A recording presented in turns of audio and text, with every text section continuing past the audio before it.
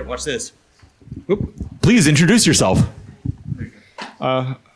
Thanks. So, so my name is Makoto Takemiya. I'm a normal Japanese guy. So I've already been asked about 20 times, so maybe I'll tell you a little bit about myself. So I moved to Japan 11 years ago. I originally was from the US, and when I was in Japan doing my master's thesis, I just liked it so much that I stayed there. So I do a lot of things like Japanese archery, including horseback archery, and I just really like the culture. So I moved there 11 years ago and just never left, and changed my name and became a citizen 4 years ago, which is kind of... oh no, it's not that as hard as it may seem. So I got into blockchain back in 2013 at the beginning of the year, and at the time I was working in a neuroinformatics research lab at ATR in Kyoto, and I was looking for something new. I was kind of very frustrated and jaded about neuroinformatics because after studying the human brain at that time, like 5 or 6 years, I felt I knew less than when I started working there. I still don't know anything about the human brain after like a decade of work. So blockchain was interesting to me because I forget how I even got involved. I happened to be in Japan. Mt. Gox was in Japan. I bought some Bitcoin. I wrote a bot to trade on Mt. Gox. That was fun. So that was back in the day. And then as part of that journey, I kind of, founded a startup. It failed. I started this other company, Sora 3 years ago. So Sora means to see from the sky in Japanese. It's a poetic term, actually. A pillow word is the proper term. What it is it's a form of poetic illusion about the first emperor was brought up into the sky in a spaceship in Japanese mythology, and he saw the country from space and gave it the name Yamato. It's the idea of seeing from a higher perspective and having more insights into the world around you that I think is the link to blockchain or whatever you wanted to call it. And that's why I called the company Sora Mitsu. So I don't think are that well known outside of Japan or even in Japan. We're a small startup. We're about 60 people. I started this company in 2016. And we created a open source blockchain platform called Hyperledger Iroha. That's Apache 2 license. You can take the code and steal it. It was released version 1 in May, so just 2 months ago. And we use Iroha for different, mainly enterprise applications. And I know this isn't the nicest crowd to be talking to about enterprise blockchain. But we use it for a few different applications. One is we're working with the Central Bank of Cambodia to build a retail payment system for the kingdom. So I'll talk a little bit about that today as an example of what you can do. And we're also working with some CSDs, which are part of stock exchange groups like Moscow Exchange and KDD in Slovenia, on a platform called D3 Ledger. I don't know, did the mic get deaded? Should we hard forward the mic? And then our company is also chosen by the Web3 Foundation to implement the C++ implementation for the Polkadot runtime environment. So we've been working on that. It's called that's a nice transfer. Atomic swap. Okay, so this is called Kagome, is the name of our implementation. And it's open source. You can see it on our GitHub, github.com/soramitsu, and Kagome. And it should be done. I think it's supposed to be done in August. So it's coming along. Our team, this is just a small part of some of the team. One of my co-founders is Matsuda-san, who used to work at a securities company in Japan, does some investment. Mizawa-san used to work with Sony. So he actually created the NFC payment systems that you use in Hong Kong, like the Octopus card, or in London, like the Oyster card, or Suica in Tokyo. That was done by him and his team. And then he spun that off into a new project called Eri that has 100 million users in Japan, 100 million accounts. And then we have some other people. Ignore that. One thing that I kind of want to talk about as an example of what we do is Project Bakhong. So Project Bakhong is a retail settlement system that we're making for the Kingdom of Cambodia. We've been doing it for about two and a half years. We're starting a pilot with real money this month, and 30 banks in the kingdom joined. And really the goal is to make it so that anyone who has a mobile phone number in Cambodia can send and receive money to each other. So it's kind of, it's not really exactly the same thing as what, Pavel just talked about with his idea of, building more generalized platform for value transfer. But it is a step in the right direction, perhaps, because we do use addressing on a blockchain in order to send and receive money to anyone, which is kind of cool. And the architecture is very simple. So I know this is not the venue that really likes this type of thing. So the central bank runs all the ledgers. So you're like, why are you using blockchain, or is that a blockchain?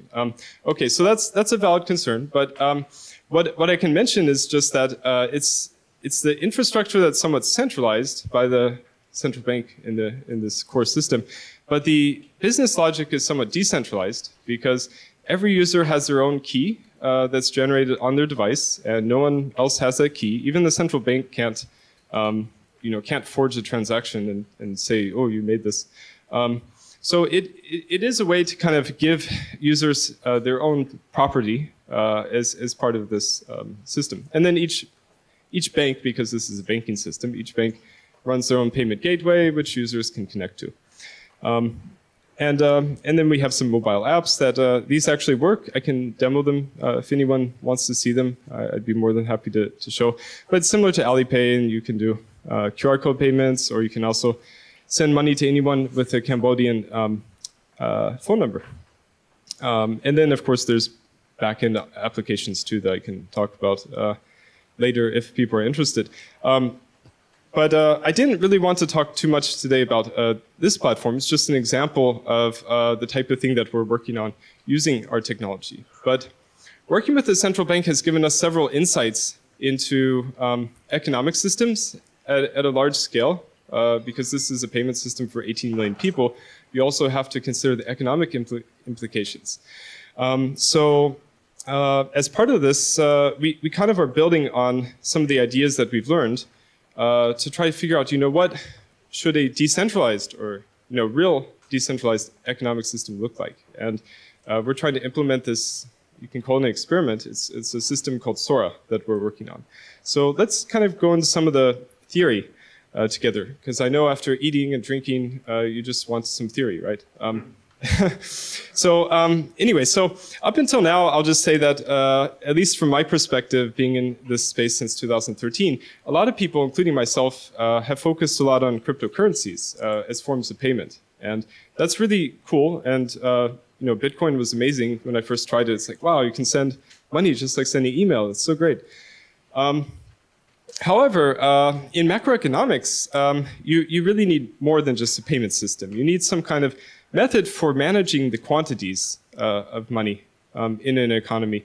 And why are quantities important? Well, it's because markets are really limited by quantities. So I'm not going to go into the theory too much now, but because markets have imperfect information, they don't really clear, and thus markets are not determined by the fundamental value, but by the quantities, well, the quantity that's limited on the limited side. So whatever quantity is limited. Like if you want, loan market is a good example. Everyone wants loans. There's an infinite demand for money. So the amount of loans that are given is the limiting factor, and that determines the price of the loan. So that should make sense. I'll also point out that having no monetary policy in a crypto economic system is a monetary policy, and it's usually not a very good one. So can we do better? First off, what is an economic system? So I kind of hinted at this already. I define it, this is my personal definition. It's not just having money, which money is typically considered a unit of account, store value, medium of exchange. But it's also a means to allocate and control the quantities of the allocation. So that's what economic system is. It's controlling the allocation of this. So why do quantities matter? I just already talked about this, so I'm not really going to go into it in too much detail. Here's some information from Professor Richard Werner, who's a macroeconomist. But one thing to point out is that if you don't, or if your system doesn't have a way to rationally control these quantities, then someone else will do it for you. And so one thing that keeps me up at night is worrying about, in the Bitcoin world, will we see fractional reserve Bitcoin, where you have institutions creating, like Coinbase, or someone creating Bitcoin out of nothing. And hopefully we don't have that, but there needs to be some rationality to kind of keep that in check. So let's go briefly into some theory. So this is the typical equation of exchange. There's a few ways of writing this. This notation comes from Richard Werner, particularly in his book, New Paradigm in Macroeconomics, which is a really cool book. I recommend it. It's from 2004. So basically, in the equation of exchange, you've got the money used, so the amount of money times the velocity, which is typically held as a constant in developed economies. And you've got the price of some goods, and then the quantity of the goods. So basically, you have all this money that needs to be used, and this is the money that is used. Now, because financial transactions do not contribute towards goods and services, they're not considered as GDP transactions. And so you have to disaggregate this in order to get a sensible equation. So that's what Werner spent the last 30 years arguing.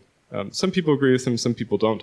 But using his notation, you separate money into money for the real economy and money for the financial transactions, which would be like speculation and things like that.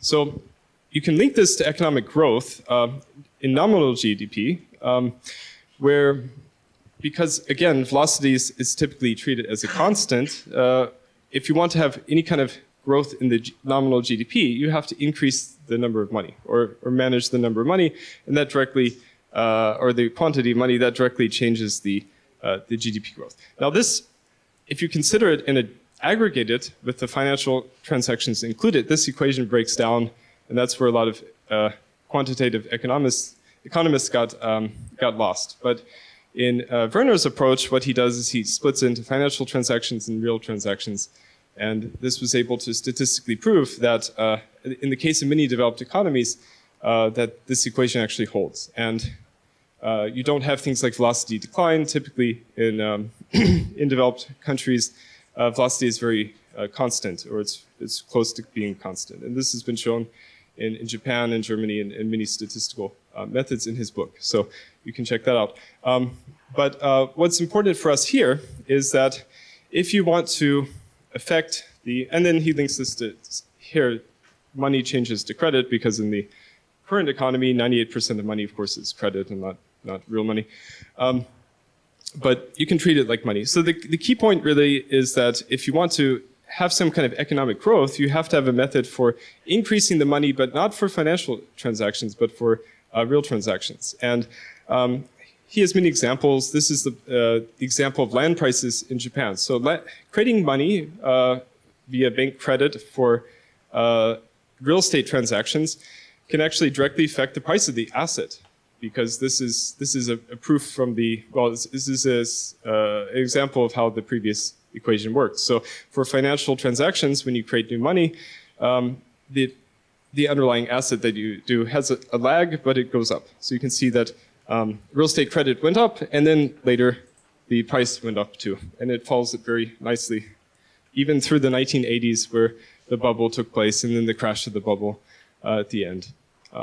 So this is important because central banks control credit creation. Well, successful central banks do this. Unfortunately, many central banks in Africa and South Asia don't do this because of advice from the IMF and World Bank, which is why they're developing countries still. But in many countries, like for example, Japan, UK, France, Germany, Thailand, all these countries very successfully use credit controls. In China too, since the early 1980s.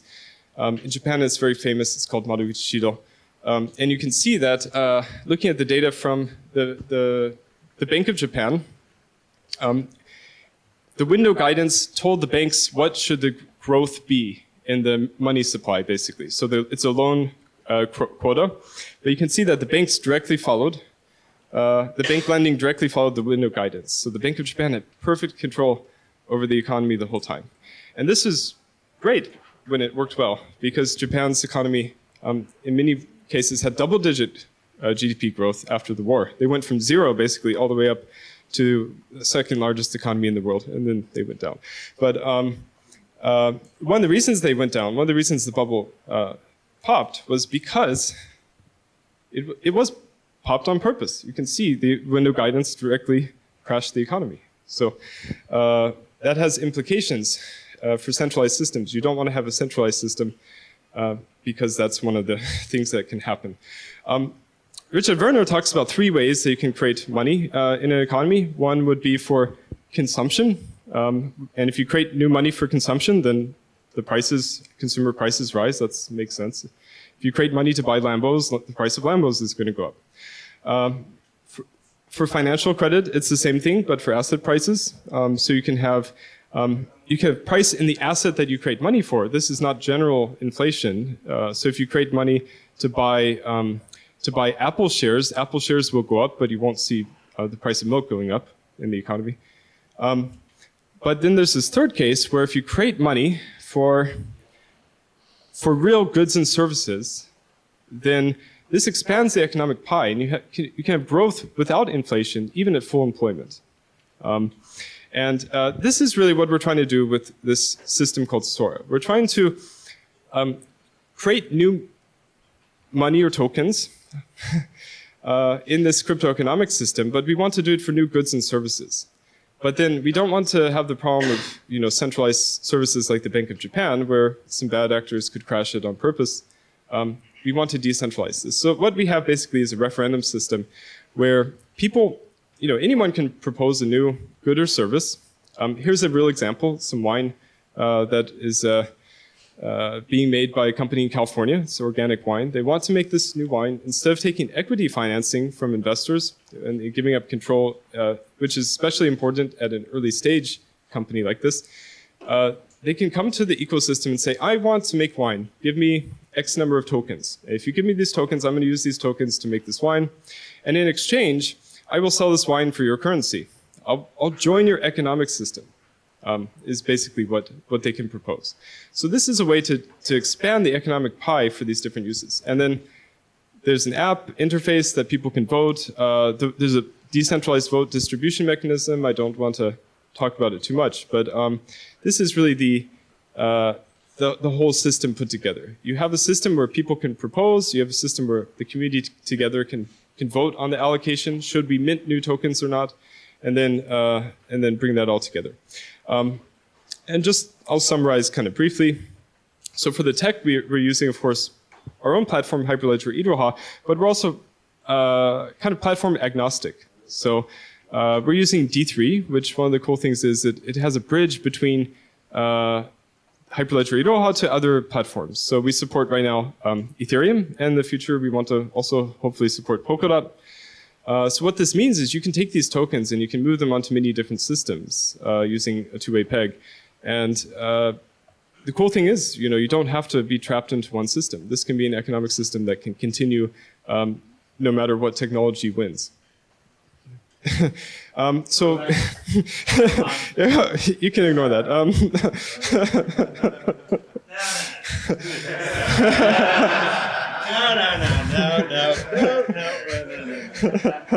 Okay. Freaking bass, dude. He is our fearless libertarian leader. But just to summarize, so we do have everything open source. You can check it out. And because I think I'm basically out of time, we have an app. So a lot of people talk about ideas, but they don't have anything built. We've actually been building this for 2 years, and we have an app that's done. We have a testnet. You can scan this QR code, install the iOS version. The Android is not out yet.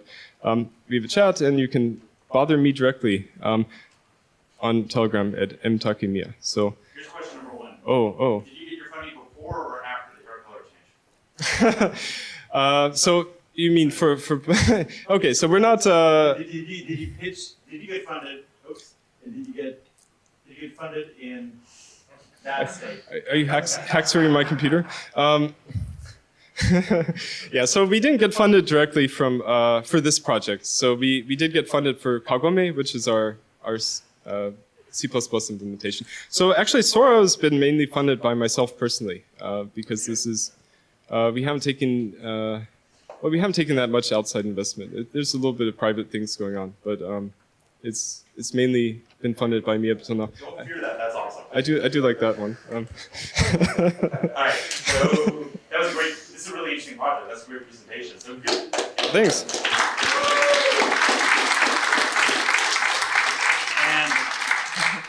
And you said it a couple times. This crowd does like that kind of presentation. This is a technical crowd. It's not ICO City. So when you go into the math and the questions and everything else, people like it. So I just want to say good job. Oh, okay. Okay. And I saw some questions. Lash. Yeah. Hi. So Now you're in trouble, by the way. I love talking about money, but like my question is about like for the Sora actually to function, like as a separate economy, etc. So goods and services funded by that should be priced in that. So you don't have like a flow out of the value. So the purchasing power to be maintained. How do you see that working in the real world and with the current monetary and pricing systems? That's a great question. I wasn't planning to go into that, but I actually published a paper on this at an IEEE conference in May in this poster called, but basically the answer is you have a dual token system where you have a stable coin that's based on the volatile currency. So, and then you have a way to mint it and demint the stable coin from the volatile currency. It's kind of like similar to DAI, except in DAI, MakerDAO. But in MakerDAO, you can't mint Ether, but here you can mint Zor, which is kind of cool. So what you're doing is you're pricing it maybe in the local fiat currency, but the actual payment is being done in Zor, and it's done in a way that you don't just have to cash out like BitPay or something. So any other questions? who controls the flow when kind of a reserve system of this? Who controls what? Who controls this exchange and like the accounting of like from the fiat systems? Okay. So this is a smart contract. The way it works is you just have a price oracle from like let's say Zor to Euro, and you can mint a new stablecoin by deminting an applicable amount of Zor, and there could be volatility in the price of Euros versus Zor. When you go out on the other side, where you demint the Euro coin and you mint the Zor, but then the ecosystem just kind of absorbs that volatility. So well, there's a few intuitions for this. One, if you have a dual token system, when the volatile currency is going down in price, people will naturally want to go into some stable coin. So this is an easy way to get out because this is a smart contract. There's no exchange. There's no change in the price. It's just playing around with numbers. So another intuition is that, for example, in PayPal, they have $1 billion in dust just locked up in like a few cents in different accounts that you can't take out. And so when people start using the stablecoin, you can lock up a large amount of the currency that will never be taken out, which is good if you want to manage the quantity that's in circulation. There's other research that we're doing for managing the quantity of the coin that's in circulation, and that involves a bond system where you would lock up currency, lock up Zor in order to mint a bond, which you can't take out for like a year or something. But that's research, and legally, you need like a banking license in Switzerland to do something like that. So we're trying to figure out a good way to do this in a legal framework. Maybe we should talk to some lawyer. I don't know.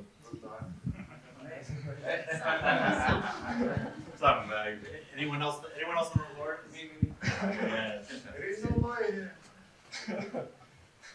Who is responsible and who controls the issuance of the Sora internal currency?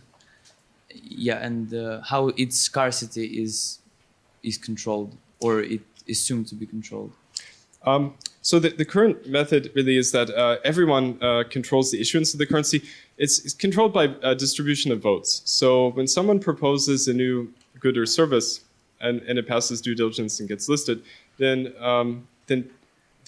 you get votes that are minted such that I forget the exact algorithm, but after 1 or 2 months, you'll have like more votes that are minted than needed for the algorithm. So you'll mint the votes and give them out to people, just everyone who has the app installed. And there's a reputation system that will determine how many votes each person gets. And then and then so you're minting the votes, and then people use the votes to vote the allocation of the currency. So one vote is equal to about $1.30 worth of new tokens that are minted. This is the SDR, the special drawing right from the IMF. We use that as the so one vote equals one SDR. Yeah, it's not a very common term, and but it's funny, at least the Libra kind of also, because there's a basket of currencies in a sense.